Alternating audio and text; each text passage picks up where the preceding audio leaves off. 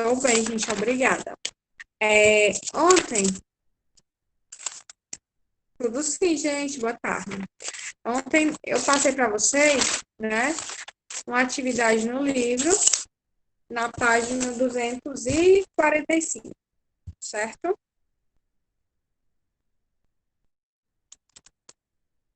Abram aí o livro de vocês, na página 245, né? Graças a Deus, né, Isabela? Que bom que você está bem, né?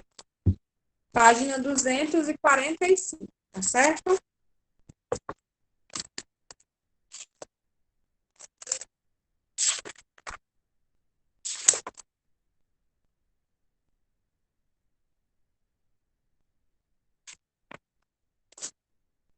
Na verdade, 242, desculpa, né? 242. É, a gente leu nessa página, gente, um poema, né? Do gato que brincas na rua. Gato, e vocês iam responder algumas questões sobre isso. E também, nós estudamos ontem, algumas regras básicas de concordância verbal, né? Sobre concordância verbal. Ok, Maria, sem problemas, né? Tudo bem. Vamos lá, começar. Quem é que inicia a leitura aí, né? Para a gente fazer essa correção. Quem se disponibiliza aí a ler?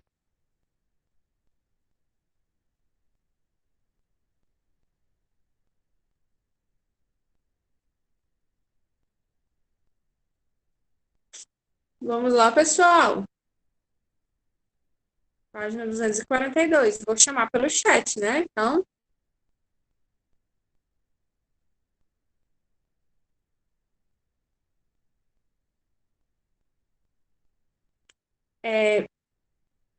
exatamente, Raíssa.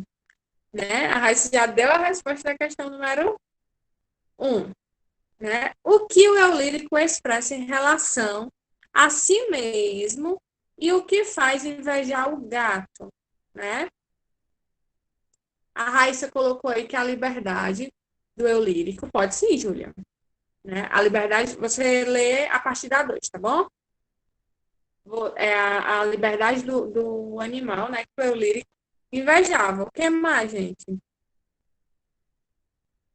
Sobre a vida do eu lírico, vocês acham que o eu lírico aí, ele estava satisfeito com a vida que ele levava? Ele estava satisfeito com as coisas que ele tinha? Ah, pode sim. Pode falar, Pablo. E Tô depois, escutando, Júlia. tia? Estou. O eu lírico tem uma violência problemática. Ele tem inveja do gato por ele não pensar.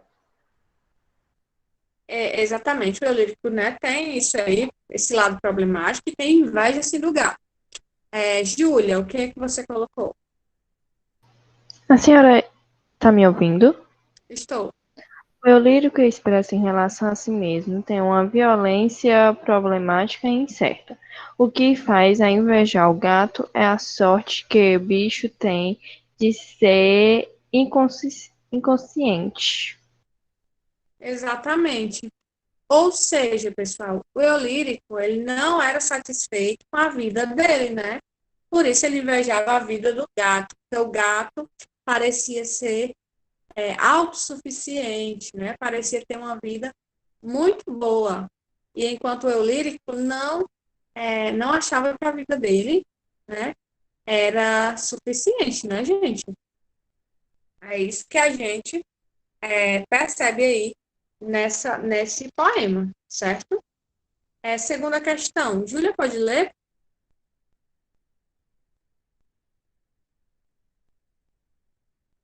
Júlia?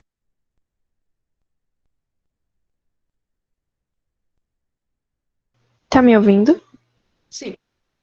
Nesse poema, há um caso especial de concordância, uma figura de linguagem chamada silepse. Em qual verso do poema podemos encontrar um sílabse de pessoa, como foi criada e qual é o efeito gerado por ela? E aí, vocês colocaram na página 243. Oi, Raíssa.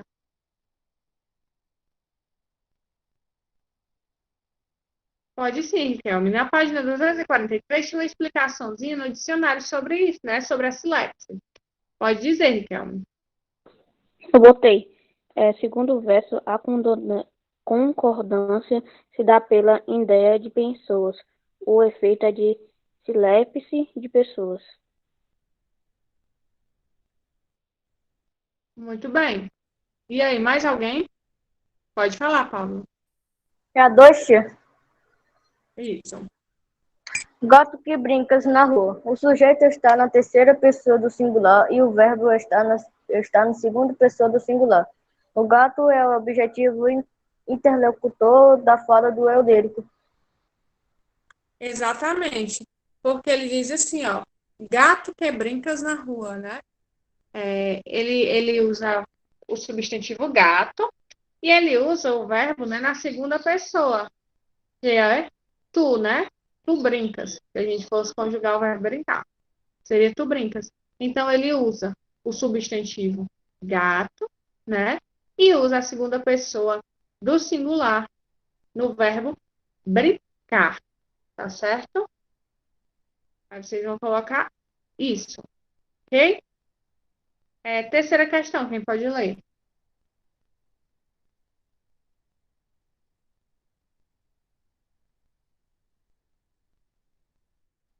Pode sim, Riquelme, por favor. Terceira questão. Que característica do gato o eu lírico quis indicar com os versos? Sente-se só o que sentes, e todo o nada que tens é teu. E aí? O que ele quis falar com isso, gente? Né? Lembrando que ele está falando aí sobre o gato, né? Exatamente, ele está falando da liberdade, né? Que o gato tinha, que o gato tem. O que mais, gente? Exatamente, né? Então, ele fala aí, né, sobre o gato, né, não tem certeza de nada. É isso mesmo, Júlio, né?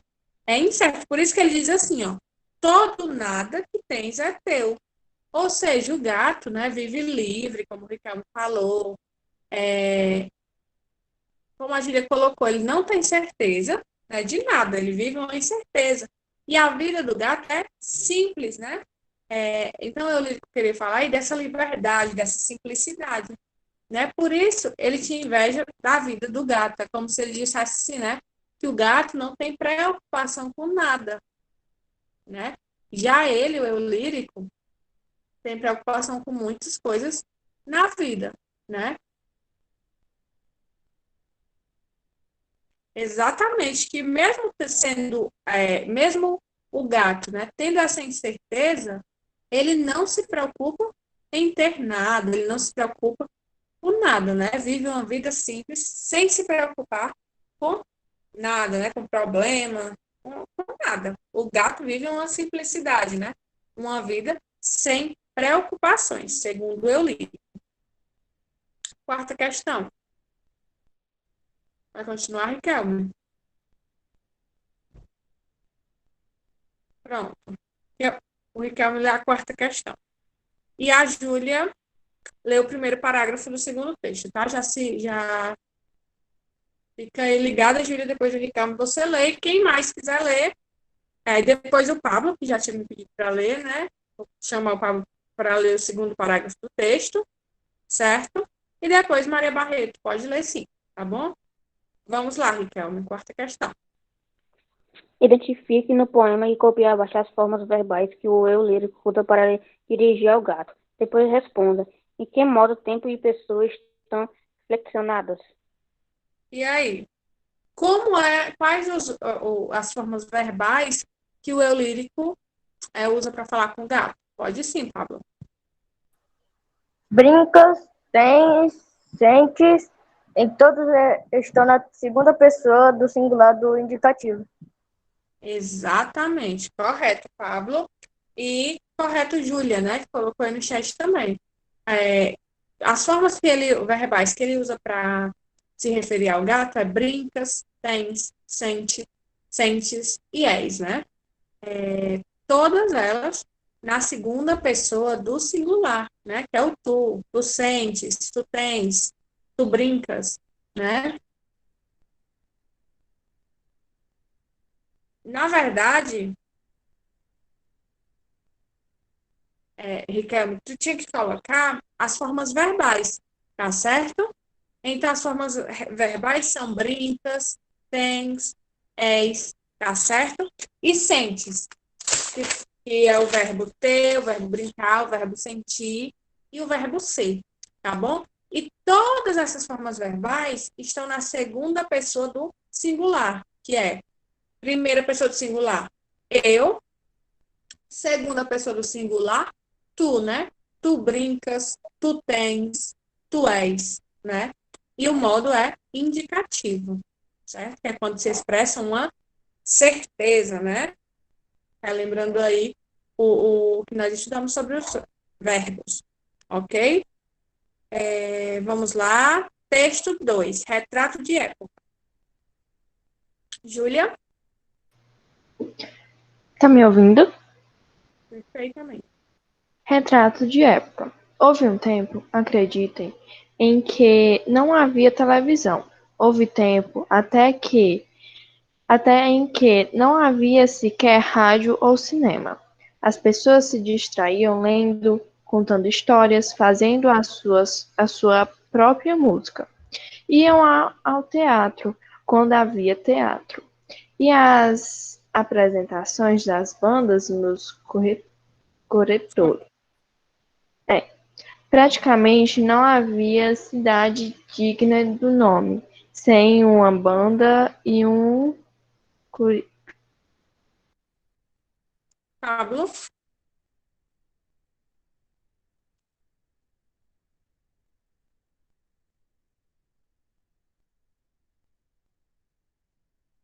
Segundo parágrafo. Maria Barreto?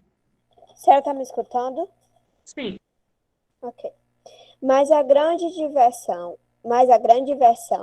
a festa que transformava a paisagem e alegrava os corações, era o circo. É difícil imaginar no nosso mundo de entretenimento instantâneo e ininterrupto o que representa a chegada do circo, sobretudo nas pequenas cidades do interior. A verdade é que já não há espetáculo, por grandioso que seja, capaz de superar um impacto, a presença alegre da lona, que atraía igualmente a todos. O circo era a da rotina, o grande assunto, a mágica que superava a imaginação. Não era à toa que o palhaço era ladrão de mulher e que tanta gente fugia com o circo.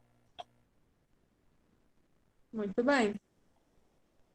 Tudo bem, Pablo. Vai ler o terceiro parágrafo? Pode ser. Pode ler. Como tantos outros circos de cavalinhos, o Nerinho, circo muito conhecido que durante 52 anos percorreu o Brasil. Nasceu da associação de meia dúzia de artistas, todos aparentados. Na época, o circo ainda não era profissão que se aprendesse em escola especializada, mas destino de família. Muito bem. Pessoal, o título do texto diz assim, né? Retrato de época. Né? E o título do texto cabe muito bem com tudo que o texto traz para nós. Sobre o que é que esse texto fala, gente? Vocês entenderam? O texto fala sobre o quê? O texto retrata o quê? Me digam aí o que vocês entenderam desse texto.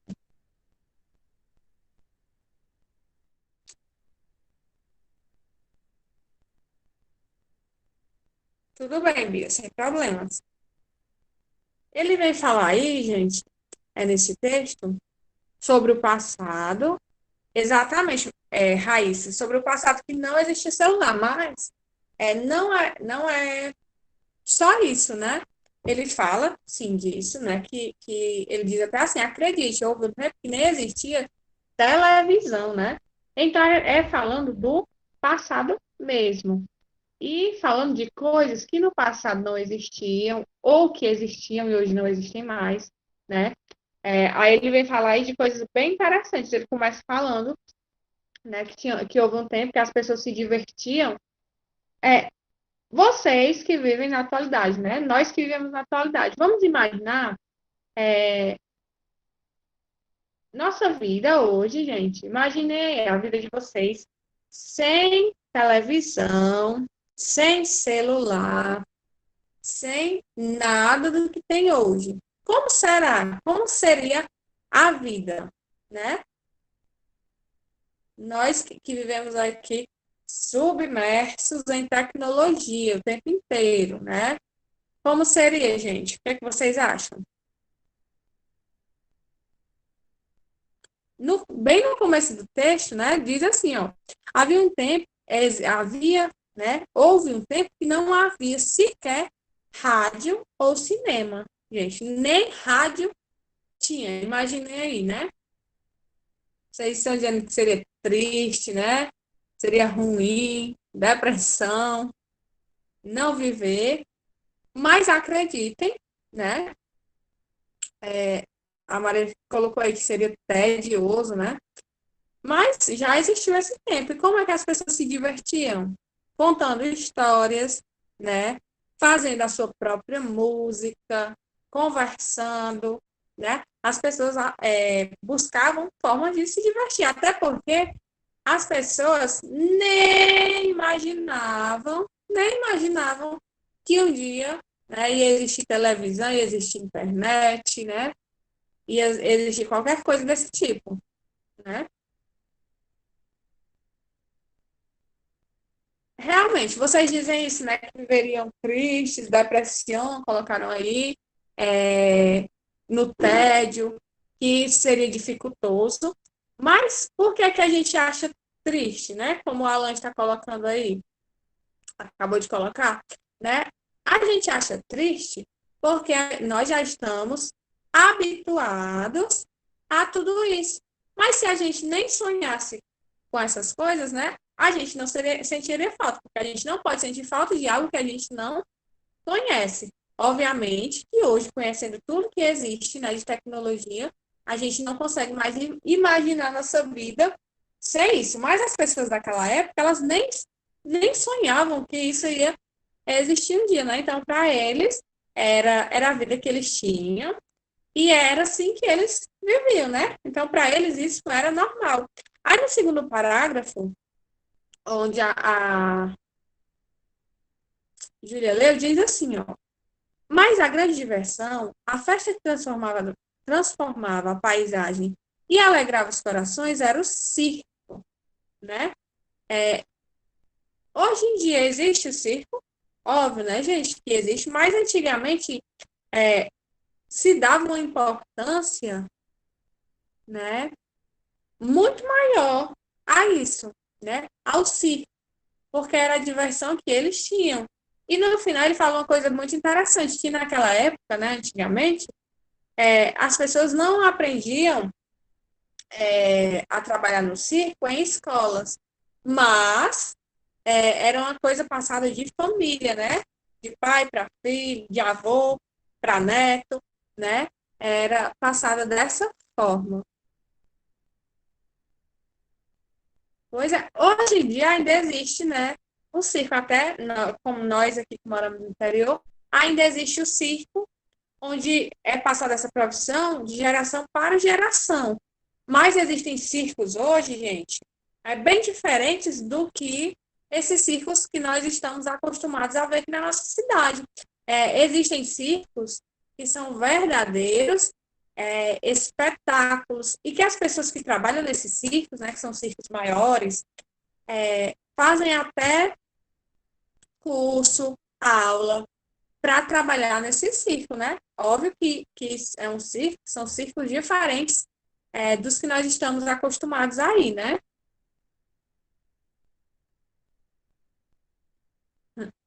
Mas é bem interessante esse texto, né? Que é o retrato de época. E a gente vai ver, né, que no futuro, com certeza, serão criadas outras coisas que hoje, né, a gente nem imagina que vão existir. Como essas pessoas que viviam antigamente, não tinham nem rádio, né? Não sabiam nem que um dia ia existir o rádio, não sabiam nem que um dia a gente ia poder se comunicar com a pessoa simultaneamente do outro lado do mundo. Com certeza, no futuro vão existir coisas que hoje a gente também não imagina que vão existir, obviamente, né? Aí vamos aí para a questão número 5 sobre o texto. Apresentando uma escrita autoficcional, o texto 2 possui as características básicas de que gênero textual, pessoal?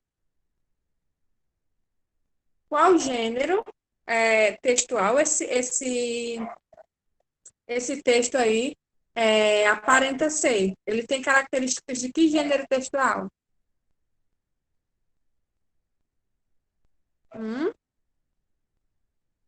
Ele está, ó, ele está escrito em prosa, certo? E ele é dissertativo. Mas eu estou perguntando gênero. Gênero. É porque sempre que eu falo em gênero, eu percebo que vocês, alunos, confundem gênero com tipo, tá certo? Quando eu pergunto gênero, gente, gênero não tem a ver com tipo. O gênero é o quê? O gênero é carta, uma bula de remédio, até uma bula de remédio é um gênero textual, um poema é um gênero textual, uma carta, um bilhete, tá certo? Relato não é um relato, né? Parece ser um relato, mas qual gênero textual fala do cotidiano, gente, de uma forma simples? Exatamente. Crônica, né? Tudo bem, Pablo. A crônica, gente, tá certo? Esse texto é uma crônica. Não seria uma crônica, né? Ele é parecido com a crônica, mas ele é de caráter ficcional, certo? Porém, vocês vão colocar crônica, tá bom? Sexta questão, quem pode ler com minha garganta? Não está falhando já. Quem é que pode continuar aí a leitura? Quem já leu, tá? Pode ler também. Pode sim, Raíssa, leia. A senhora está me escutando? Sim. 6. Considerando o gênero textual em que se enquadra o texto 2, podemos dizer que o texto 1 dele se aproxima a. Por se apresentar em prosa, B. Por se originar de um fato do cotidiano, C. Por ser escrito em versos, ou D. Por apresentar musicalidade. Muito bem. Então, o texto 1 se aproxima do texto 2 por qual desses 4 motivos, gente? Exatamente, isso mesmo, Riquelme e Bia, né? Letra B, né?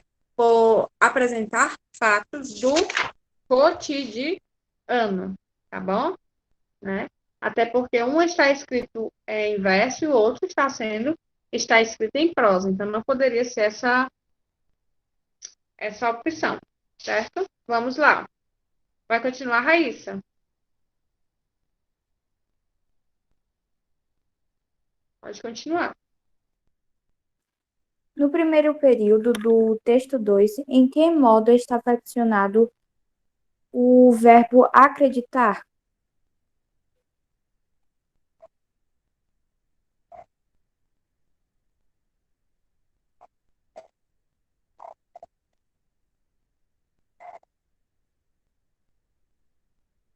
E aí, pessoal? O modo, agora, falando do modo. Que modo é esse, gente?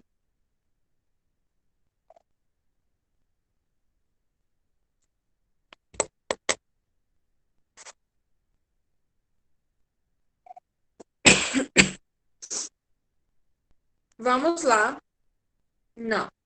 Vamos observar o verbo acreditar, tá certo? No primeiro parágrafo, né? Houve um tempo, acreditem, em que não havia televisão.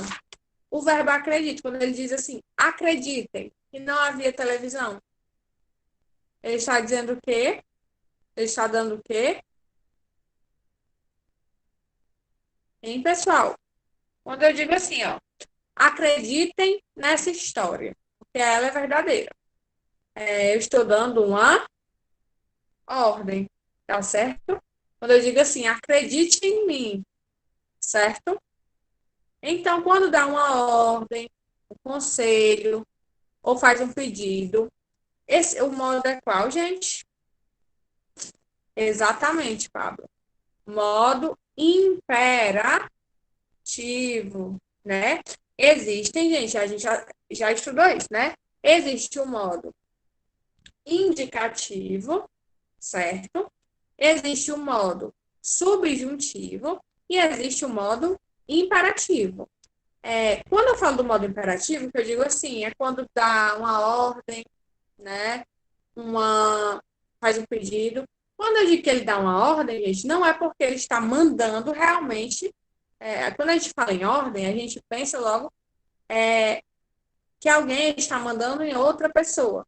Mas quando ele diz assim, ó, acreditem, existia um tempo, né, que nem televisão havia, né? Ele está dizendo o quê? Acreditem. Ele está dizendo, está dando uma ordem, está fazendo um pedindo para você acreditar. Então, o verbo acredite está no modo imperativo. Oi, Raíssa.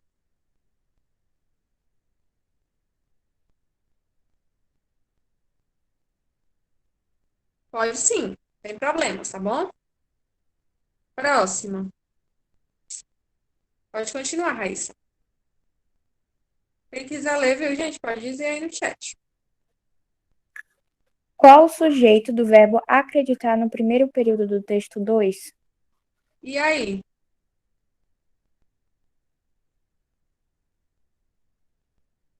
Quando ele diz assim, ó, acreditem, ele está falando com quem, pessoal?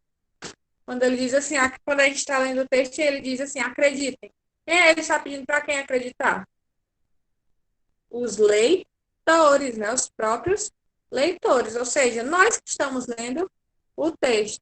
Então, vocês vão colocar os próprios leitores, tá certo? Os leitores. Questão 9, pode ler, Bia. A senhora está me ouvindo? Sim, amor. Ainda sobre o primeiro período do texto 2, a autora suspeita de que o que diz pode parecer A. Confiável, B. Inconcebível, C. Indiscutível, D. Verossímil. Tá certo, tia? Verossímil. Ok. É verdadeiro. E aí, foi o que vocês marcaram?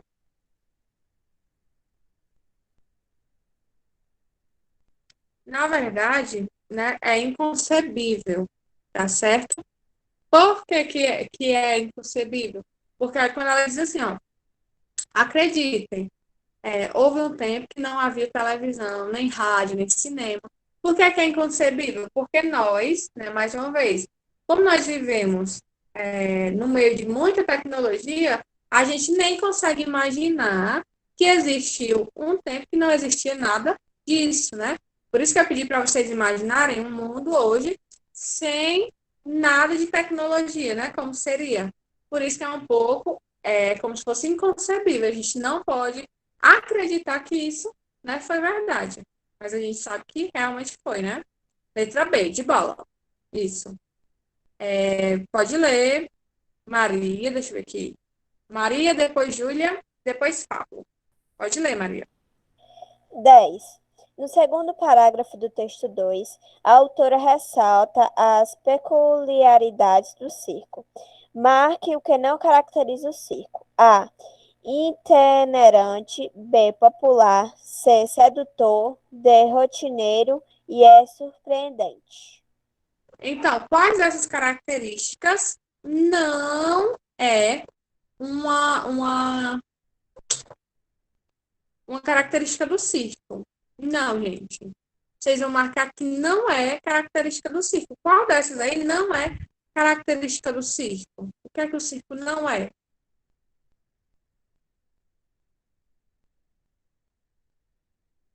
Exatamente, Rogério Filho. Rotineiro, tá certo? Por que é que o circo não é rotineiro? Porque ele não faz parte da nossa rotina, né? Todo dia tem circo na nossa cidade, né? Não, né? O circo vem uma vez por ano, certo? Então, por isso que o circo não pode ser, não podemos dizer que é rotineiro.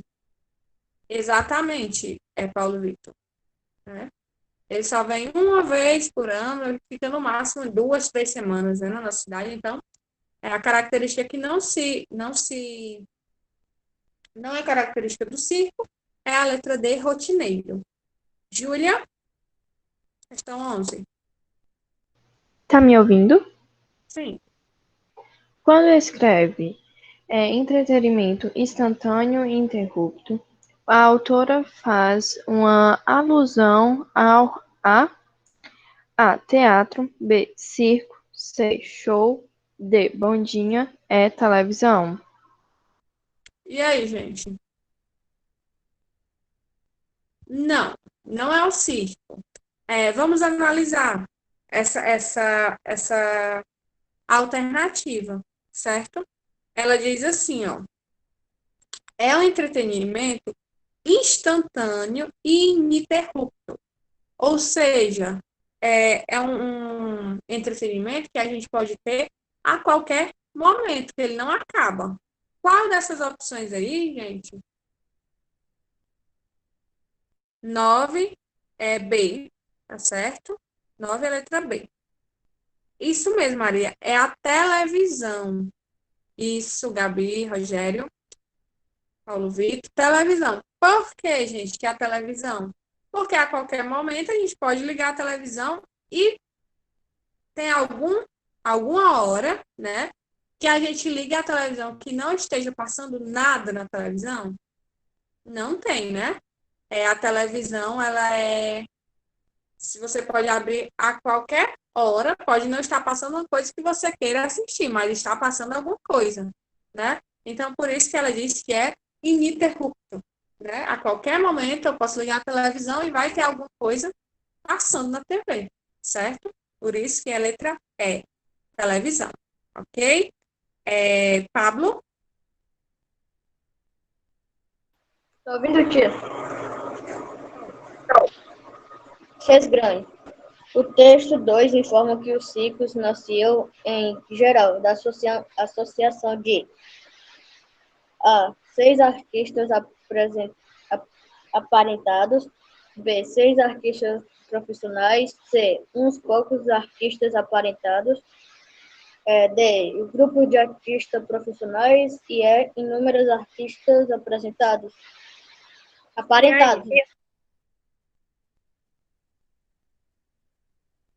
Realmente são artistas aparentados, mas não são muitos, né? O texto fala que eram o quê? Não, não é a letra A. É qual, gente?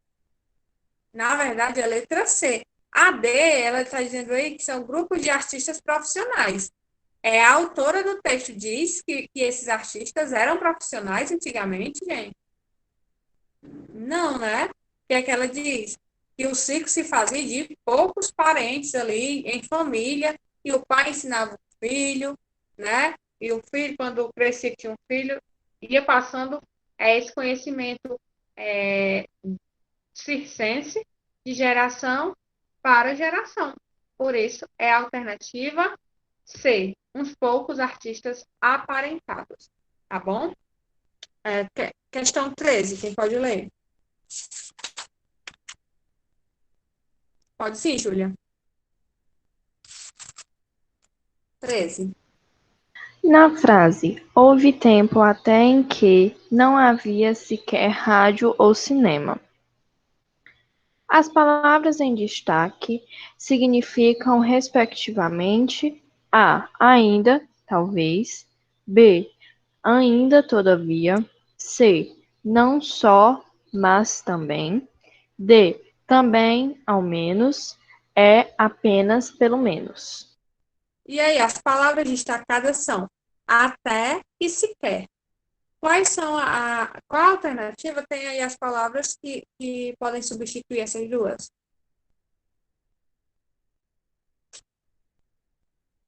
Na verdade, é a letra D mesmo, tá certo? De dado.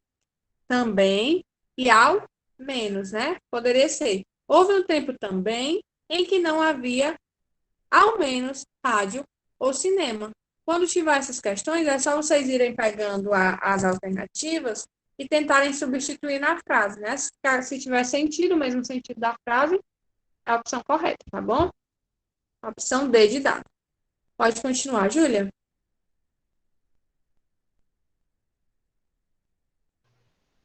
Sim.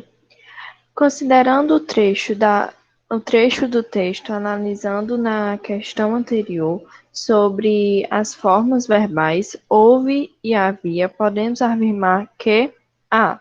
Não possuem sujeito. B. Possuem sujeito simples. C. Apresenta o sujeito indeterminado.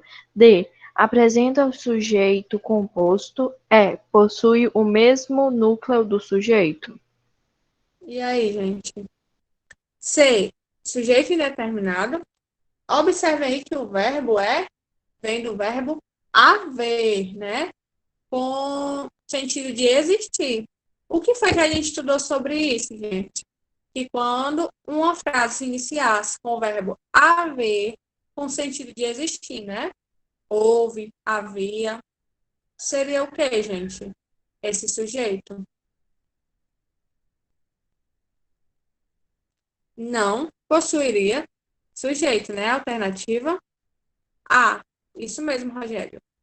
É a alternativa A, tá bom, gente? Sempre que existiam, vocês se depararem com uma frase que começa com o verbo haver, por exemplo, havia tal coisa, houve tal coisa, né? É uma oração sem sujeito, certo? 15. Maria Barreto, pode ler? Questão 15. A senhora está me escutando? Sim. Ok. 15. Em o que representava a chegada do circo, primeiro parágrafo, a palavra em destaque é classificada como A. Substantivo, B. Adjetivo, C. Verbo, D. Advérbio de lugar ou E. Advérbio de tempo? E aí?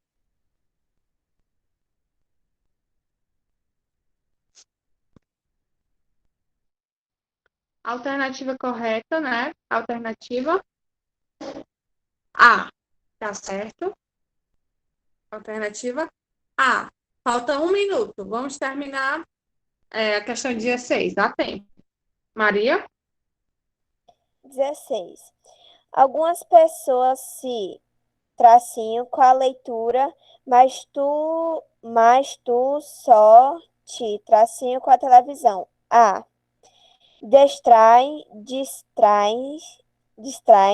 B. Distrai. C. Distrais. D. Distraem e distrai. E. Distrai e distrais. E aí, marcaram que opção? Exatamente. Distraem e distrais. Isso mesmo. Opção B, né? Opção B.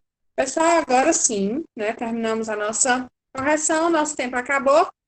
Beijo, fiquem com Deus e até a próxima aula. Tchau, tchau.